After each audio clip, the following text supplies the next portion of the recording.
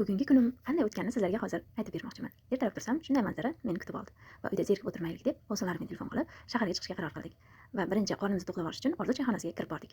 U yerdagi atmosfera qish fasli, Yangi yil bayrami yaqinlashayotganini bildiradi. Birinchi o'rinda issiq choy va ikki xil salatni yeb oldik. Shu orada rasmga tushib oldik. Mazza qilib, ruletli shashligidan buyurtma qilib, ruletli shashligini ham mazza qilib yeb oldik.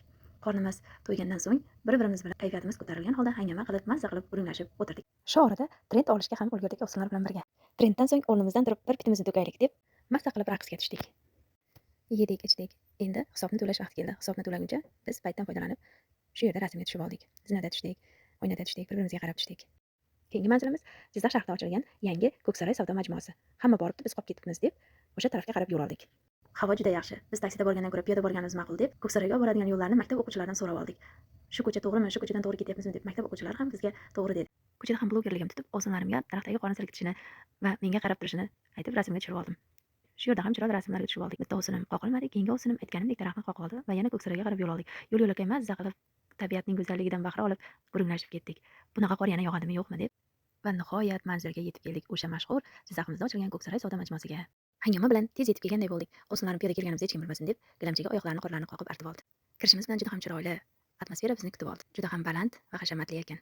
Savdo majmuasining o'rtasida rang-barang o'yinchoqlar bilan bezatilgan archa. Ko'rmaganlarga mana obzor qilib beraman. Juda ham chiroyli ekan. Barang archalarning yonidagi sovg'alarni ushlab ko'rdim qiz xo'jaligim tutib. Hamda shu yerda pozitiv kayfiyatdaligini ko'rib, Mickey Mouse kayfiyatingiz juda zo'r, havas qildim dedi. Men esa Mickey Mousening gapi yoqqaniga umuman rasmga tushib o'tib ketdim. Va shu yerda ham o'smirlar rasmga tushib oldi. Uyimiz borligi, uyda bolalarimiz borligi esimizga tushib qolib, ularga shirinlik olish uchun karsinkaga o'tdik. Saroy majmuasiga yana 2026-yilda uchrashguncha deya xayrlashib, uyga tomon yo'l oldik. Uchinchi ovsinim hisob-kitobda qolib ketdi, kimgadir kilik naqd kerak ekan, shunga yordam beraman deb. Biz esa ovsinim chiqquncha hovlida bezatilgan oppoq qorga burkangan archaning yonida esdalikka yana rasmga tushib oldik. Bu ham archa bizdan xafa bo'lib qolmasin deb rasmga tushib boshladik.